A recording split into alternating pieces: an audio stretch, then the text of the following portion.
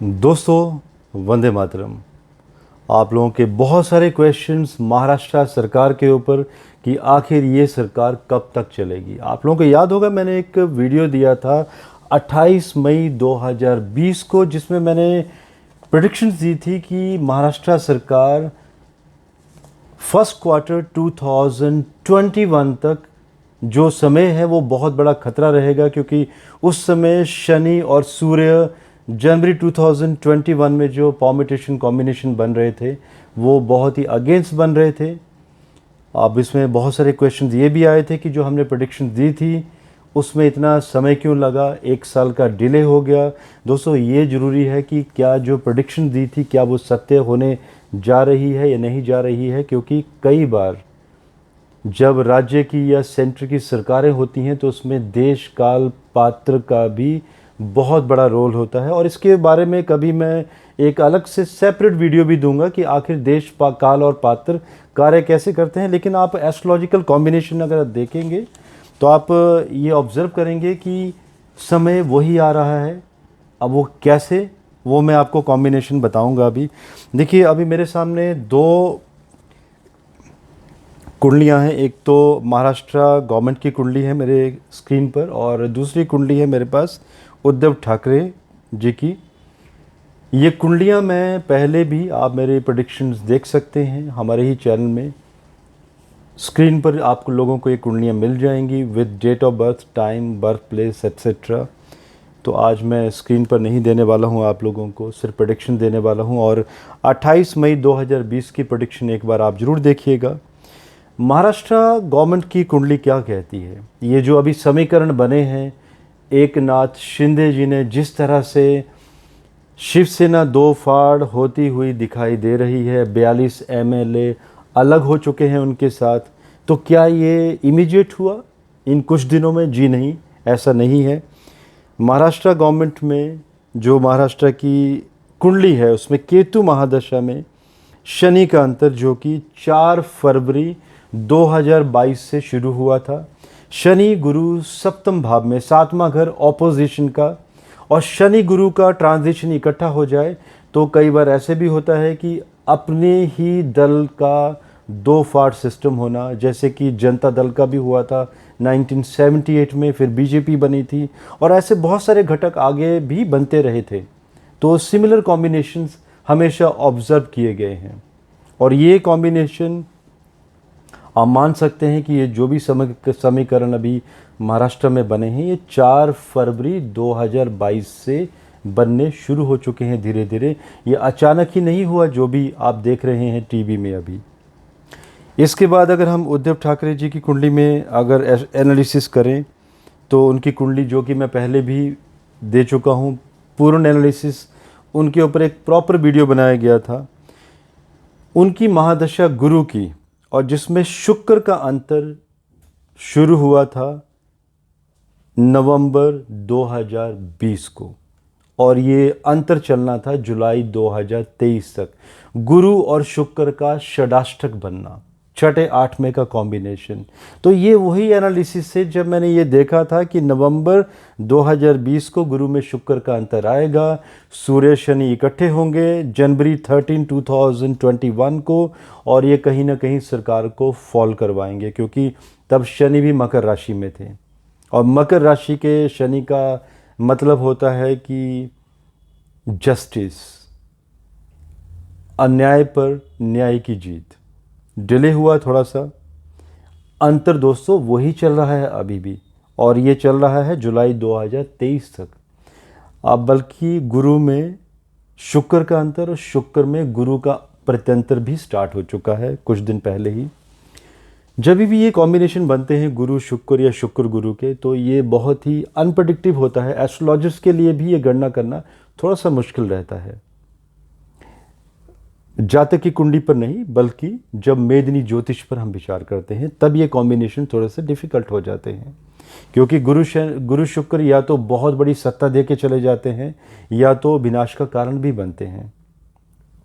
और इस कुंडली में मैंने पहले ही प्रेडिक्ट कर दिया था कि गुरु को केंद्र आधिपत्य दोष लगा है, और शुक्र शत्रु क्षेत्री हो गए हैं 11th हाउस में, जो कि पॉपुलैरिटी में कमी कर देते हैं और इंसान को अचानक बहुत सारी परेशानियों में, लीगल हर्डल में और संतान पक्ष में समस्या देते हैं। और ये संतान पक्ष वाला जो ये वीडियो है, ये अलग से भी दिया गया था कि जिस तरह से उद्धव ठाकरे जी की कुंडली में संतान पक्ष की तरफ भी इशारा किया गया था कि संतान पक्ष में एक बहुत बड़ी समस्या भी खड़ी होगी। सो दोस्तों, कॉम्बिनेशन वही है, सारे समीकरण वही चल रहे हैं, थोड़ा सा डिले हुआ है। अब इसमें क्वेश्चन ये भी आ रहे हैं कि आखिर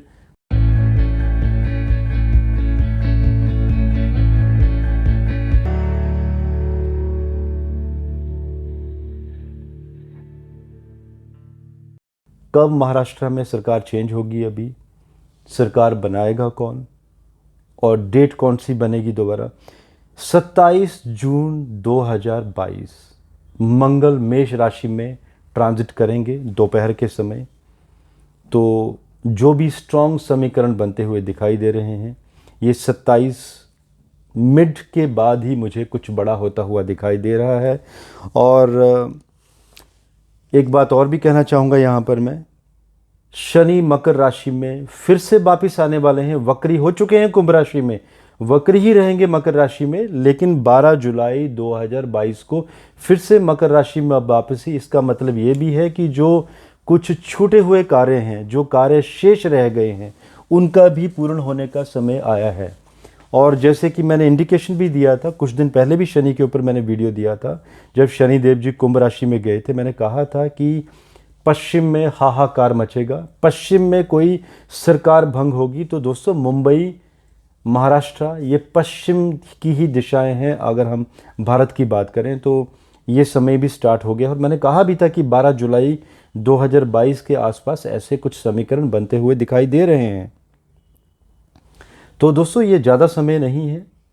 और अब उद्धव ठाकरे जी की कुंडली में एक मैं तथ्य और भी देना चाहूँगा, जो पहले भी मैं दे चुका हूँ, रिपीटेड प्रेडिक्शन दे रहा हूँ मैं यहाँ पर। आपको याद होगा, मैंने तब कहा था कि जो ये कॉम्बिनेशन बने हैं उनकी कुंडली में, शनि गुरु का चतुर्थ भाव में होना, उनके पिताजी ने ये पार्टी बनाई थी शिवसेना, बाल ठाकरे जी ने, जो कि बहुत ही प्रतिष्ठावान व्यक्ति थे।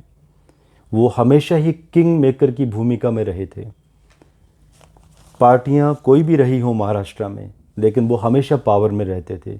उनके सजेशंस के बिना महाराष्ट्र में कोई भी डेवलपमेंट जब भी होती थी तो उनका सजेशन ज़रूर लिया जाता था।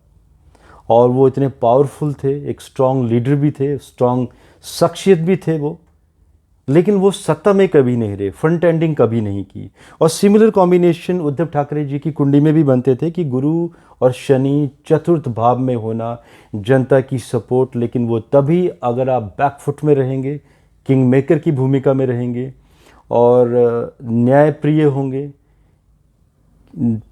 किसी के साथ पक्षपात ना करें, तो ये सत्ता अगर किंग मेकर की भूमिका में रहते थे तो शिवसेना में एक बहुत बड़ी कमांड रह जाती थी, जो कि कहीं ना कहीं ये भी इंडिकेशन दिखाई दे रहा है सप्तम घर का रोल की पार्टी की बागडोर भी हाथ से जाती हुई दिखाई दे रही है।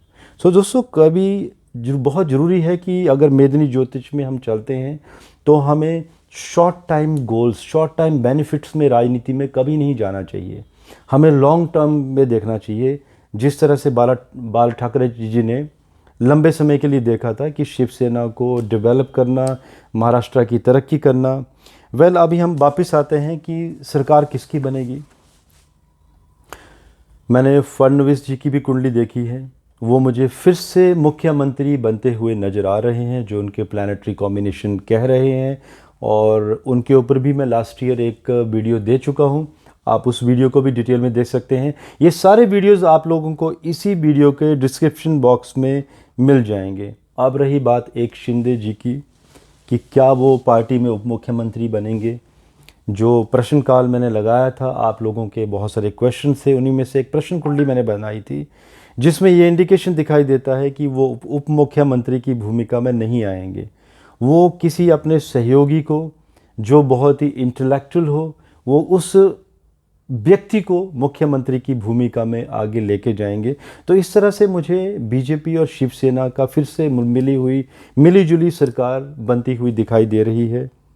आप लोगों के कुछ और भी क्वेश्चंस हैं इसके बाद कि सुशांत राजपूत केस का क्या होगा। दोस्तों, इसके ऊपर मैंने अभी तक जितने भी पुराने वीडियोस दिए थे 90% प्रेडिक्शंस उसमें सच हुई थी, जिसमें मैंने कहा था कि मास्टरमाइंड कभी नहीं पकड़ा जाएगा, और वो सच है, वो कभी नहीं पकड़ा जाएगा। लेकिन जो उसके सहयोगी हैं वो पकड़े जाएंगे। कुछ लोगों को जेल यात्राएं भी करनी पड़ी थी। और ये जैसे ही 12 जुलाई 2022 को शनि मकर राशि में जाएंगे, तो इसके ऊपर मैं और भी डिटेल में तथ्य दूंगा कि इस केस में आखिर होने क्या वाला है, क्योंकि पश्चिम में हाहाकार मचेगा। इसके ऊपर मैं डिटेल वीडियो दूंगा कि आखिर ये शनि देव जी इशारा कहाँ की तरफ करते हैं। सो दोस्तों, ये मेरे शॉर्ट एनालिसिस हैं, एक अपडेट है आप लोगों के लिए कि जल्द ही महाराष्ट्र में चेंज होने वाला है। अगर हम और डिटेल में जाएं तो 12 जुलाई के आसपास चेंज होता हुआ दिखाई दे रहा है। इसके साथ मुझे आप इजाज़त दीजिए। धन्यवाद। भारत माता की जय।